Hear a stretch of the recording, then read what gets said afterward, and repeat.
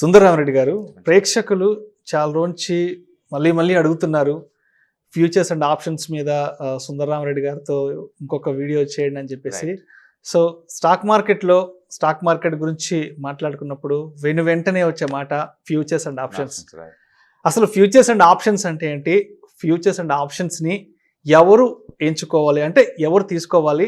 Futures and ఆప్షన్స్కి ఎవరు దూరంగా ఉంటే మంచిది? సో దీని గురించి డీటెయిల్గా మన ప్రేక్షకులకు తెలియజేయగలరు. డెఫినెట్గా అండి. బేసికల్గా ఒరిజినల్గా స్టాక్స్ అంటే నథింగ్ బట్ ఈక్విటీ అండి. అంటే కంపెనీలో మనం వాటాలు కనుక బై చేసాం అనుకోండి, దాన్ని మనం ఈక్విటీ హోల్డర్ లేదా షేర్ హోల్డర్ అంటారు. ఒరిజినల్గా అది ఈక్విటీ మార్కెట్. తర్వాత ఫీచర్స్ అండ్ ఆప్షన్స్ యాడ్ చేశారు. ఓకే, బేసికల్గా మన స్టాక్ ఉంటే మనకు వచ్చే అడ్వాంటేజ్ అంటే కంపెనీలో మనం ఓనర్షిప్ తీసుకుంటున్నాం. It's literal you start the partnership into the great business models.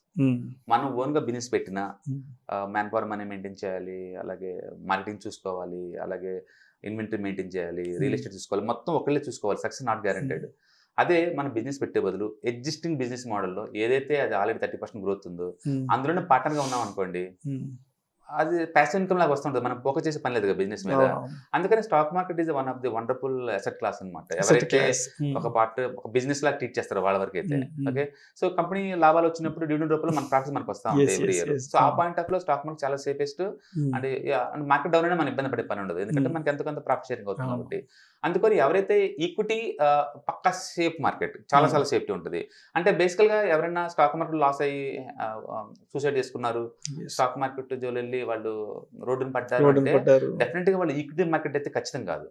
ఎందుకంటే ఈక్విటీ మార్కెట్ లో భరించలేనంత అప్పు అయ్యేంత ఛాన్సే లేదు. ఎందుకంటే నేను రిలయన్స్ కొన్నాను, ఆల్ టైమ్ హై 2200 దగ్గర కొన్నాను అనుకోండి. ఇప్పుడు లైవ్ మార్కెట్ లో అయితే 2000కి వచ్చింది. నేను లాస్ అయింది 200.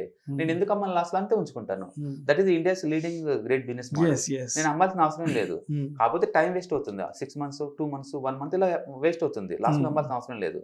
అంటే మీరు మంచి బిజినెస్ మోడల్ కనుక మీరు బై చేస్తే, పర్టికులర్ లార్జ్ క్యాప్ స్టాక్స్ లో బై చేస్తే లాస్ వచ్చి అమ్మాల్సిన అవసరమే లేదు. ఒకవేళ మీరు అమ్ముతున్నారు అంటే టైం ప్రెజర్ అనే ఉండొచ్చు, లేదా లెవరేజ్ ప్రెజర్ అనే ఉండొచ్చు. లెవరేజ్ ప్రెజర్ అంటే ఏంది? నువ్వు ఎక్కువ మనీ, నీది కానీ మనీ నువ్వు యూజ్ చేస్తున్నావు.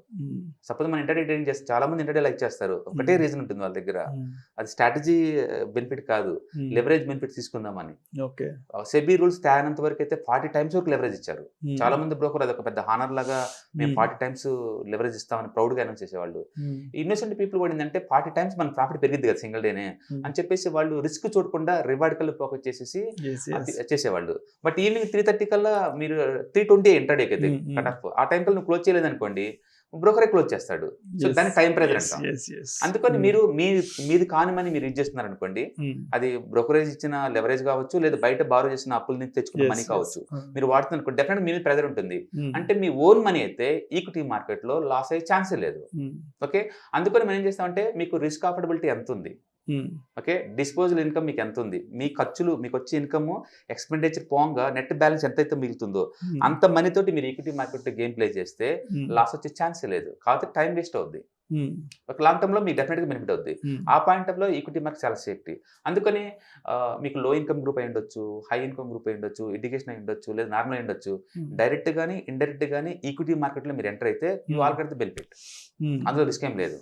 ఓకే, బట్ పెన్నీ స్టాక్స్ అని, మల్టీ బ్యాగర్స్ అని చెప్పేసి అన్నోన్ బిజినెస్ మోడల్ జోలు వెళ్ళకూడదు. మీకు తెలిసిన బిజినెస్ మోడల్ కూర్చోవచ్చు, లేదా ఎక్స్పర్ట్ ఒపీనియన్ తీసుకుని అందులో ఇన్వెస్ట్ చేసుకోవచ్చు.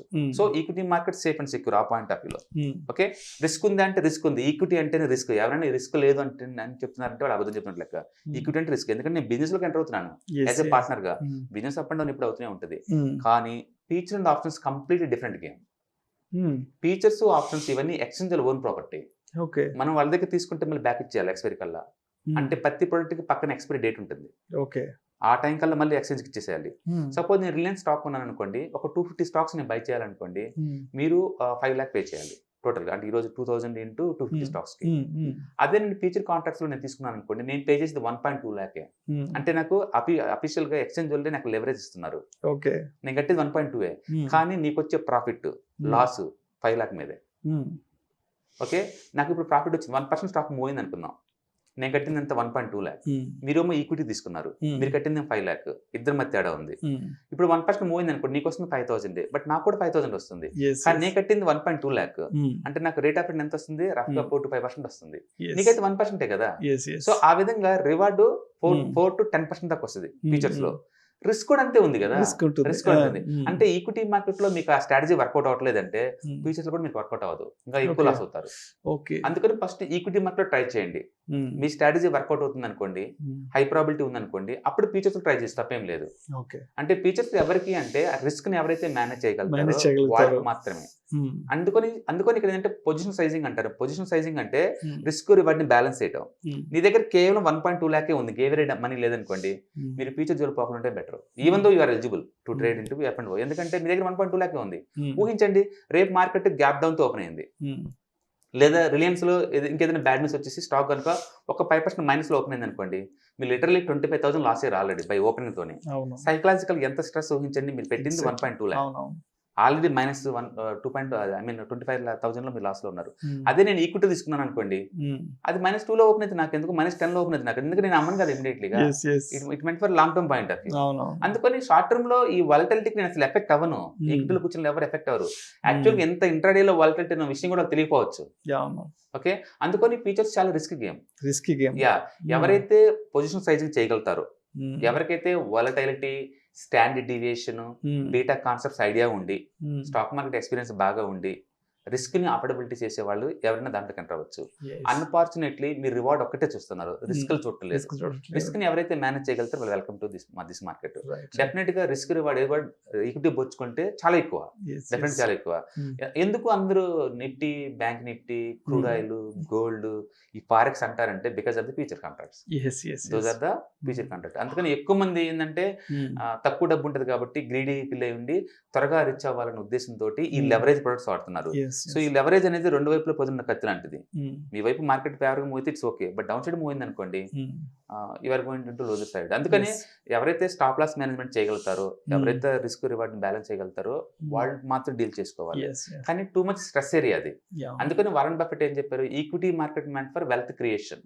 Equity wealth creation. Derivative market అంటే derivatives nothing but futures and options, రెండు కలిపి derivative market. Derivative market meant for wealth destruction అన్నాడు. అంత పెద్దోళ్ళే దాన్ని ఎక్స్పెరిమెంట్ చేసి చెప్పినప్పుడు better to stay away. But మీ దగ్గర అఫోర్డబిలిటీ ఉన్నప్పుడు చేయండి, తప్పేం లేదు. ఫర్ ఎగ్జాంపుల్ నా దగ్గర 5 lakh ఉంది, నేను రిలయన్స్ ఈక్విటీ కొందాం అనుకుంటున్నాను.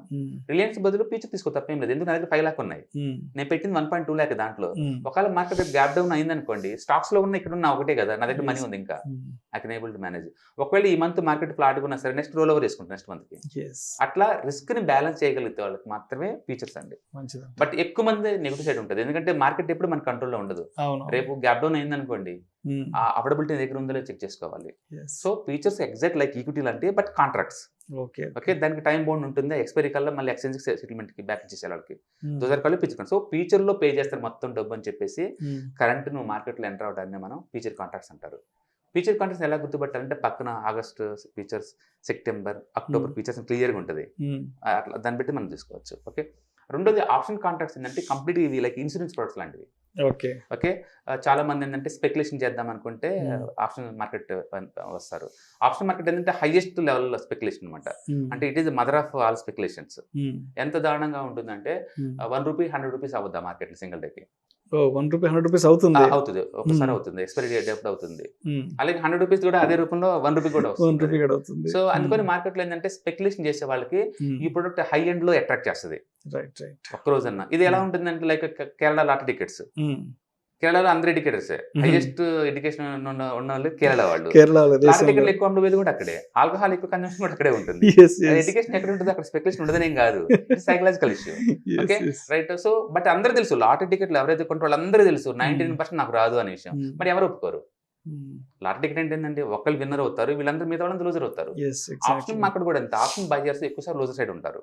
ఈ ఆప్షన్ బయర్స్ మనీ అంతా కూడా ఆప్షన్ సెల్లర్స్ వచ్చేస్తుంది. ఓకే, అలాగని ఆప్షన్ సెల్లర్ కూడా బీవచ్చిన మనీ ఏం రాదు. లైక్ ఒక హౌస్ రెంట్ అయితే మనకి డబ్బులు ఎలా వస్తుంది అలా అనమాట. సో ఆప్షన్ సెల్లర్స్ ఏమో డబ్బు ఎక్స్చేంజ్ దగ్గర డిపాజిట్ చేసేసి మీ దగ్గర ప్రీమియం కలెక్ట్ చేస్తున్నాడు. ఓకే, ఆప్షన్ బైర్ ఏమో మార్కెట్ పెరిగిద్దని చెప్పేసి నేను కాంట్రాక్ట్ లోకి ఎంటర్ అవుతున్నాను. సో బేసిక్గా 2 రకాల ఆప్షన్స్ ఉంటాయండి, call option, put option. Call option కొనే వాళ్ళు మార్కెట్ డెఫినెట్ గా పెరిగిద్దని తీసుకుంటారు. కాల్ ఆప్షన్ అమ్మే వాళ్ళు మార్కెట్ పెరగదు అంటే సైడ్వేకి వెళ్ళొచ్చు లేదా డౌన్ అవ్వచ్చు వాళ్ళు అమ్ముతా ఉంటారు. సో కొన్నోళ్ళు అమ్మిన వాళ్ళకి ప్రీమియం పే చేయాలి. ప్రీమియం లూజ్ చెప్పాలంటే 1% కన్నా తక్కువ ఉంటుంది ఓవరాల్ వాల్యూలో. ఓకే, అమ్మిన వాళ్ళు మాత్రం ఎక్స్చేంజ్ కి డిపాజిట్ చేయాలి. ఫ్యూచర్ షార్ట్ కొడితే ఎంత మనీ డిపాజిట్ చేయాలో అంత మనీ ఎక్స్చేంజ్ డిపాజిట్ చేయాలి. అక్కడే ఒక టెస్ట్ ఉంది. అదేంటంటే మీ దగ్గర కనుక పోర్ట్ఫోలియో ఉందనుకోండి, వేరే వేరే స్టాక్స్, వాటిని బ్రోకర్ కి క్లాట్ సెక్యూరిటీ ఇవ్వచ్చు. మనీ ఏం పెట్టకుండా జేబులో రూపాయి కూడా ఆప్షన్ అమ్మచ్చు మీరు. బట్ ఆ money meant for only option selling K. Option buying allow చేయరు అనమాట. మీరు అట్లా ఆప్షన్ సెల్లర్స్ అందరూ ఏంటంటే పెద్ద పెద్ద పోర్ట్ఫోలియో ఉన్నారు వాళ్ళందరూ. వాళ్ళు ఏంటంటే ఇప్పుడు మార్కెట్ రిలయన్స్ 2000 దగ్గర ఉందనుకోండి, 2500 కి పెరగదని చెప్పేసి అమ్మేస్తా ఉంటారు. వాళ్ళ దగ్గర ఆల్రెడీ స్టాక్స్ ఉన్నాయి కదా, పెరిగితే ఎలాగో ఈక్విటీలో మనీ పెరిగితే వస్తుంది, పెరగకుండా ఉంటే ఆ మనీ తిరిగి వస్తుంది. అట్లా ఎక్స్ట్రా ఇన్కమ్ కోసం వాడతారు. అంటే పెద్ద పెద్ద పోర్ట్ఫోలియో వాళ్ళందరూ కూడా కంపల్సరీ ఆప్షన్ మార్కెట్ ఎంటర్ అవుతారు. వాళ్ళు స్పెక్యులేషన్ సైడ్ ఉండరు, ఎక్స్ట్రా ఇన్కమ్ కోసం వాళ్ళు ఎంటర్ అవుతారు. రిటైలర్స్ అందరూ ఏమో స్పెక్యులేషన్ కోసం ఎంటర్ అవుతా ఉంటారు, నిరంతరం లోజర్ సైడ్ ఉంటారు వాళ్ళు. మూడోది ఏంటంటే మన పోర్ట్ఫోలియో హెడ్జింగ్ చేసుకోవచ్చు. సపోజ్ ఇప్పుడు మార్కెట్ పడిపోతుంది అనుకోండి, రిలయన్స్ డ్రాప్ అవుతుంది అనుకోండి, దాన్ని ఎలా ప్రొటెక్ట్ చేసుకోవాలి?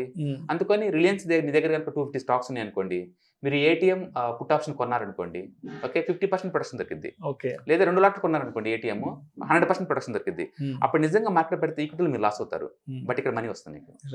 ఓకే, అట్లా హెడ్జింగ్ కోసం మీరు ఆప్షన్స్ వాడుకోవచ్చు, స్పెక్యులేషన్ కోసం వాడుకోవచ్చు, ఎక్స్ట్రా ఇన్కమ్ కోసం వాడుకోవచ్చు. అందుకని వాటికి ఏంటంటే మీకు హై అండ్ సాఫ్ట్వేర్స్ కావాలి, లైక్ iCharts.com అది కావచ్చు, లేదా సెన్సిబుల్ కావచ్చు, ఆప్షన్ అరాకిల్ కావచ్చు, ఓకే, క్వాంట్ యాప్ ఉంది. ఇలాంటి ఏదైనా సరే మీ దగ్గర ఒక హై అండ్ సాఫ్ట్వేర్స్ కనుక్కుంటే మీరు దాన్ని ట్రాక్ చేసుకుంటూ కూర్చోవచ్చు. ఎందుకంటే ఆప్షన్స్ టైం డికే ఉంటుంది. ఒక్కరోజు టైం వేస్ట్ అయినా మనీ లాస్ అవుతారు మీరు. లైక్ ఐస్ క్రీమ్ లాంటిది ఆప్షన్ మార్కెట్, రోజు మెల్ట్ అవుతా ఉంటుంది. But equity features like cake లాంటిది, 2 days తినకుండా దానికి స్పాయిల్ ఏమి ఉండదు. అందుకని ఈ 3 ప్రొడక్ట్స్ లో ఈ features and options highly speculative but high rate of return ఉంటుంది. ఈక్విటీ అసలు ఏం లేదు, అబ్సల్యూట్లీ సేఫ్ సైడ్ అండి. ఎనిబడికని అంటారు. పర్టికులర్ లార్జ్ క్యాప్ స్టాక్స్ లో అయితే ఎనిబడికని అంటారు, ఎనిబడికని మిగదామని. బట్ ఈ రెండింటికి మాత్రం ఎవరికైతే నాలెడ్జ్ అయితే ఉంటుందో, ఎవరైతే రిస్క్ బ్యాలెన్స్ చేయగలుగుతారో వాళ్ళు ఎంటర్ అవచ్చు. చెప్పండి, ఇక్కడ నాలెడ్జ్ ఒకటి అల్టిమేట్ అండి. నాలెడ్జ్ ఒకటి, డమ్మీ ట్రేడింగ్ ఎక్స్పీరియన్స్ ఒకటి మాత్రమే మిమ్మల్ని చేయగలుగుతుంది. ఎందుకంటే అందరూ రావద్దు రావద్దు రావద్దు అని చెప్తారు, బట్ నిజంగా ఎవరికి మనీ రాదంటే 5% పీపుల్కి వస్తుంది. But those are extraordinary people, వాళ్ళు రిస్క్ ని కంట్రోల్ చేసేవాళ్ళు. ఇన్నోసెంట్ పీపుల్, వీళ్ళు చిన్న చిన్న అమౌంట్ ఉన్న వాళ్ళు వచ్చారనుకోండి, ఏదో లాటరీ టికెట్ ఎప్పుడో ఒకసారి తగులుతుంది, రోజు తగలదు కదా. అందుకని ఎవరికైతే చార్టింగ్ నాలెడ్జ్ బాగుంటుందో, ఎవరైతే రిస్క్ బ్యాలెన్స్ చేయగలుగుతారో వాళ్ళు తీసుకోండి. సపోజ్ నాకు 1 రూపాయలు అనుకోండి, 1 lakh పోతే నాకేం కాదు. బట్ నీ దగ్గర 1 lakh ఉంది అనుకోండి, 1 lakh పోతే మీ దగ్గర పోయేది ఏముంది, మొత్తం జీరో అయిపోతుంది. దాన్ని మనం పొజిషన్ సైజింగ్ అంటాం. రిస్క్ రివార్డ్ ని బ్యాలెన్స్ చేసేలాగా ఉండాలి. అందుకని ఉన్న అమౌంట్ మొత్తం తోటి మాత్రం 80% మీరు గేమ్ ప్లే చేయకూడదు. ఓకే, డెఫినెట్ గా ఎప్పటి వస్తూ అందరూ అనుకున్నట్టే వెల్త్ డిస్ట్రక్షన్ అయితే కాదండి. హెడ్జింగ్ కోసం వాడుకోవచ్చు, ఈక్విటీ మార్కెట్ హెడ్జింగ్ కోసం వాడుకోవచ్చు, ఎక్స్ట్రా ఇన్కమ్ కోసం వాడచ్చు. ఓకే, అప్పుడప్పుడు మీకు డ్యామ్ షూర్ అనుకుంటే స్పెక్యులేషన్ కోసం కూడా వాడచ్చు. మీరు ఎలా వాడుతున్నది మీ ఎక్స్పర్టైజ్ బట్టి ఉంటుంది తప్ప దాని జోలు పోమాకండి, అది రిస్క్ అని మనం సింగిల్ కొటేషన్ చెప్పలేదు. It's all about your the way of dealing with markets. మేము అప్పుడప్పుడు ఆప్షన్స్ అమ్మేస్తూ ఉంటాం, దాని అంతా మేము ఇది అవుతుంది కదా, మన దగ్గర స్టాక్స్ ఉంటాయి కాబట్టి ఆ లాస్ అయితే ఎక్స్ట్రా ఇన్కమ్ కింద వస్తుంది, మనకి ఇన్కమ్ వస్తూ ఉంటుంది. అలాగే అప్పుడప్పుడు స్ట్రాటజీలు వాడుతూ ఉంటాం. అంటే ఒక మార్కెట్ పెరిగిద్ది అనుకున్నాం అనుకోండి, ఒక ఏటీఎం కాల్ కొని దూరం ఇంకొక ఏటీఎం కాల్ అమ్మేస్తాం. ఓటీఎం కాల్, ఏటీఎం కొంటున్నాం, ఓటీఎం అమ్మేస్తున్నాం. మార్కెట్ పడిపోయింది అనుకోండి, మా 50% లాస్ అవుతాం.